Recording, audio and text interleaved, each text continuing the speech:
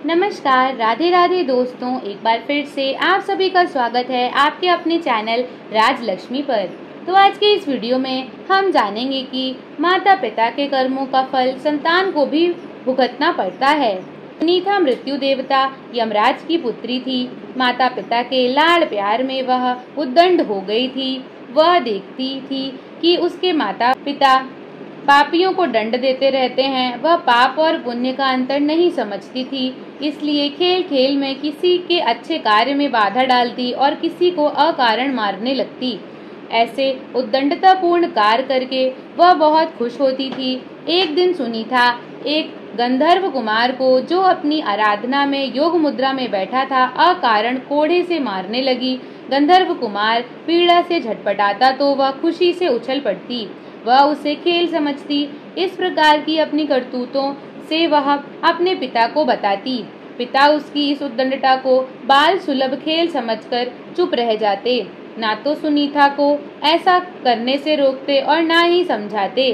बहुत दिनों तक ऐसा चलता रहा। एक दिन फिर उस गंधर्व कुमार को, जब वह पूजा पाठ कर रहा था, सुनीता ने मारना शुरू कर दिया। जब असहनीय हो गया तो उसने क्रोध से श्राप दे दिया, तो यमराज की बेटी है, तेरा विवाह एक ऋषि पुत्र से होगा, तेरी एक योग्य संतान भी होगी, पर तेरे इन दुष्ट कर्मों का अंश उसमें व्याप्त रहेगा। सुनीता ने यह बात भी अपने पिता को बताई। अब धर्मराज को लगा कि उन्होंने बड़ी भूल कर दी। संतान की आदत और स्वभाव पर ध्यान न देकर उसे भले बुरे का ज्ञान नहीं समझाया। फलस्वरूप उसे श्राप मिला, पर अब तो समय हाथ से निकल चुका था। तब वे बोले, बेटी, निर्दोष तपस्वी को पीटकर तुमने अच्छा काम नहीं किया। बुरे कर्मों को करने के कारण ही तुम्हें यह श्राप मिला है, और अब भी संभल जाओ और अच्छे काम की ओर मन लगाओ। समय बीतता गया। कन्या बड़ी हुई तो उसके विवाह की चिंता हुई। उसके श्राप को जानकर कोई उससे विवाह करने को तैयार नहीं होता था। भला कौन उसके पैदा होने वाले पापी पुत्र का पिता बनता। जब कोई उपाय न रहा तो रंभा अप्सरा ने उसे मोहिनी विद्या सिखा दी। अप्सराएं तो इस कार्य में सिद्ध होती थी। अब उसे किसी को भी मोहित करने की विद्या सिद्ध हो गई। एक दिन रंभा उसे अपने साथ लेकर वर की खोज में निकली। एक नदी के तट पर उसने अत्रि कुमार अंग को देखा। सुनीता अंग को देखते ही उस पर मोहित हो गई। रंभा की माया तथा अपनी मोहिनी विद्या के बल पर उसने अंग को भी मोहित कर लिया। दोनों को एक दूसरे पर आसक्त जानकर रंभा ने दोनों का गंधर्व विवाह करा दिया। दोनों सुखपूर्वक रहने लगे।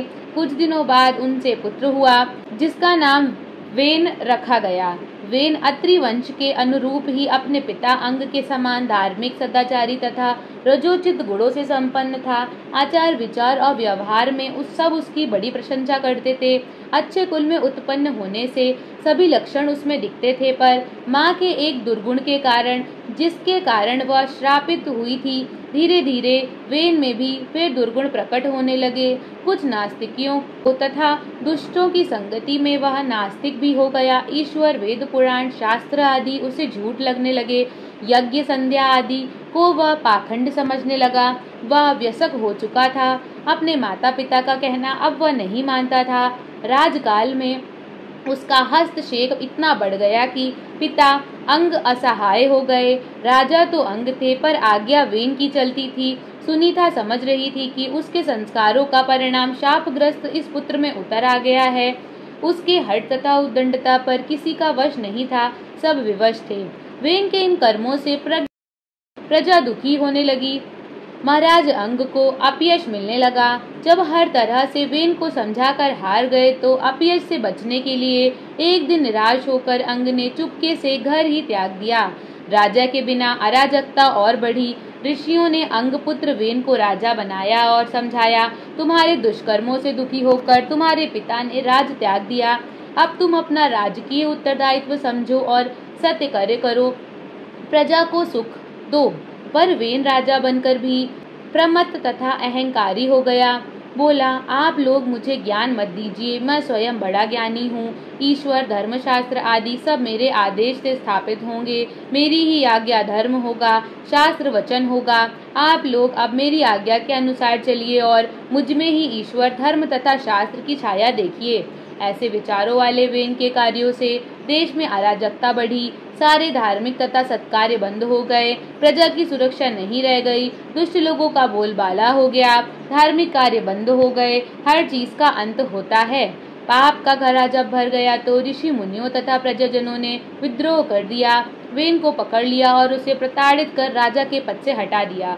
सत्ता छिन जाने से वह असहाय हो गया, अब वह दूसरों की दया पर निर्भर रहने लगा।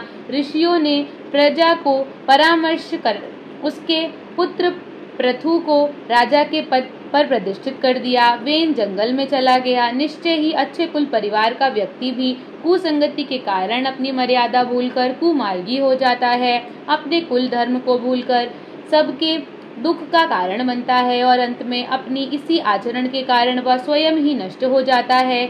इसलिए कुसंगति तथा कुसंस्कारों से बचना चाहिए। स्वयं के लिए ना सही तो अपनी संतान के लिए ही सही।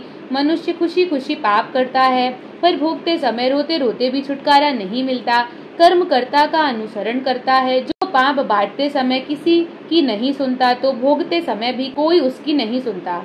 कभी कभी किए गए कर्मों का फल उसी भव में तुरंत मिल जाता है। कर्म फल के स्वरूप को हर व्यक्ति खुद अपने जीवन में प्रत्यक्ष अनुभव कर सकता है, क्योंकि खुद से कोई बात छिपी नहीं रहती। जो अपने माता पिता की सेवा नहीं करते, उनके जीवन में भी आएंगे उनके पुत्र उनकी सेवा नहीं करते। मनुष्य स्वयं की दुर्दशा का कारण कोई दूसरा नहीं अपितु स्वयं ही बनता है। जो दूसरों का भला करते हैं उसका स्वयं का भला होता है। जीवन का कोई भरोसा नहीं है, पाप का घड़ा कब फूट जाए किसी को पता नहीं। इसलिए ज्यादा से ज्यादा धर्म आराधना करनी चाहिए। यदि आपने किसी निरपराध जीव को सताया है तो वह आपके जीवन में शत्रु बनकर आएगा। इसलिए जीवन में कभी किसी का बुरा नहीं करें, चूंकि प्रकृति का नियम है कि आप जो भी करोगे उसे वह आपको इस जन्म में या अगले जन्म में वह 100 गुना करके देगी। यदि आपने किसी को 1 रुपया दिया तो समझो आपके खाते में 100 रुपए जमा हो गए। यदि आपने किसी से 1 रुपया छीना है तो समझो आपकी जमा राशि से 100 रुपए निकल गए। दोस्तों, आपको ये कथा कैसी लगी कमेंट में ज़रूर बताएं। वीडियो पसंद आई हो तो लाइक करें और ऐसी ही बहुत सारी कहानियाँ, कथाओं एवं जानकारियों को सुनने के लिए चैनल को लाइक और सब्सक्राइब करना ना भूलें। हमारे वीडियो पर अंत तक बने रहने के लिए आप सभी का बहुत बहुत धन्यवाद। जय श्री कृष्णा दोस्तों।